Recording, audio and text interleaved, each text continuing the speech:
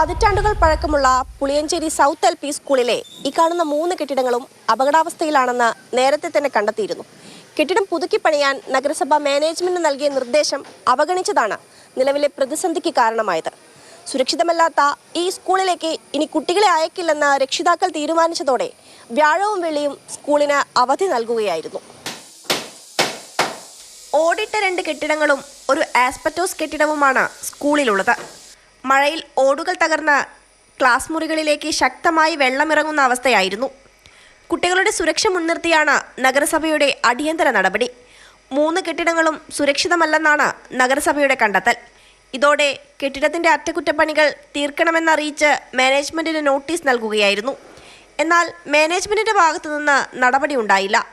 ഈ സാഹചര്യത്തിലാണ് സ്കൂൾ പൂട്ടാൻ AEO ഉത്തരവിട്ടത്. നമ്മളെ നഗരസഭ നിർദ്ദേശിച്ച അറ്റകുറ്റപ്പണികളാണ് ഇപ്പോൾ സ്കൂളിൻ്റെത് നടന്നുകൊണ്ടിരിക്കുന്നത്. അത് സമയബന്ധിതമായിട്ട് പൂർത്തിയാക്കാൻ കഴിഞ്ഞില്ല. കാലാവസ്ഥ അനുകൂലമല്ലാത്തതും മറ്റു ബുദ്ധിമുട്ടുകളുമാണെന്നാണ് മാനേജ്മെൻറ്റ് രേഖാമൂലം അറിയിച്ചത്. അവധിക്കാലത്ത് കുറേയേറെ പ്രവർത്തനങ്ങൾ ചെയ്തിട്ടുണ്ടായിരുന്നു. അതുപ്രകാരം മാനേജ്മെൻറ്റ് റിപ്പോർട്ട് ചെയ്തിരുന്നു വർക്ക് ചെയ്തിട്ടുണ്ട് എന്നുള്ളത്. വീണ്ടും നഗരസഭയിൽ നിന്ന് അധികൃതർ പരിശോധിച്ചപ്പോൾ കുറച്ച് വർക്ക് കൂടി പറഞ്ഞിരുന്നു. പെട്ടെന്ന് സ്കൂൾ പൂട്ടിയതോടെ 150-ലധികം വിദ്യാർത്ഥികളുടെ പഠനം പെരുവഴിയിലായി. അധ്യയനം മുടങ്ങാതിരിക്കാൻ നഗരസഭയും PTA ചേർന്ന് അടിയന്തര ബദൽ സംവിധാനം ഒരുക്കി. താൽക്കാലികമായി സ്കൂളിന് തൊട്ടടുത്തുള്ള വാടക വീടുകളിലേക്ക് കുട്ടികളെ മാറ്റി. നിലവിൽ ഞങ്ങൾ 2 വീടുകൾ ഫിറ്റ്നസ് സൗകര്യം ഒരുക്കിയതിന് ശേഷം അങ്ങോട്ട് സംവിധാനം ഒരുക്കിയതാണ്.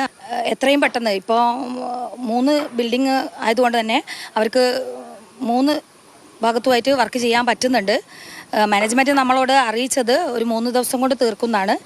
എത്രയും വേഗം സ്കൂളിലേക്ക് മാറാനാകുമെന്നാണ് പ്രതീക്ഷ.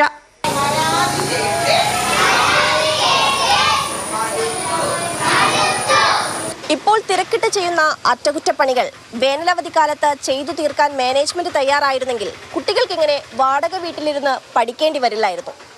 മനോജ് പയ്യന്നൂരിനൊപ്പം അഞ്ജന സുകുമാരൻ, മാതൃഭൂമി ന്യൂസ്, കോഴിക്കോട്.